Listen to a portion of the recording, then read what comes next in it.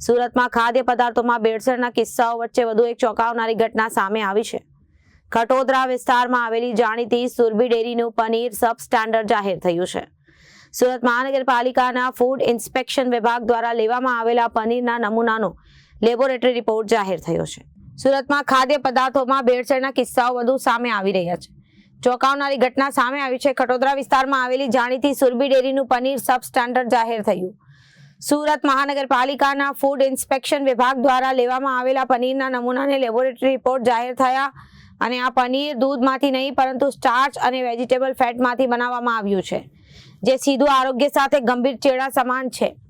ધારા ધોરણ મુજબ પનીરમાં ફેટનું પ્રમાણ 50% હોવું જોઈએ, જેની સામે નમૂનામાં તે માત્ર 35% જ માલુમ પડ્યું. સૌથી ચિંતાજનક બાબત એ છે કે રિપોર્ટમાં બીટા સાઇટોસ્ટેરોલની હાજરી મળી આવી હતી.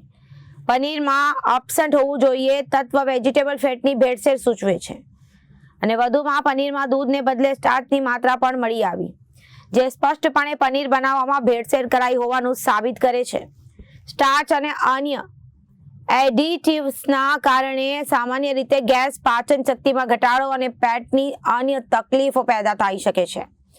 લાંબા ગાળે આંતરડાના નેચરલ માઇક્રોબ ખોરવાઈ શકે છે, જેનાથી રોગ પ્રતિકારક શક્તિ નબળી પડી શકે છે અને પાચન સંબંધિત રોગોનું જોખમ વધે. અને સ્ટાર્ચ અને વેજીટેબલ ફેટમાંથી બનેલા આ પનીરમાંથી શરીરને જરૂરી પ્રોટીન અને કેલ્શિયમ મળતું નથી, જેના કારણે લાંબે ગાળે આ પોષક તત્વોની ઉણપ સમસ્યા સર્જાઈ શકે છે.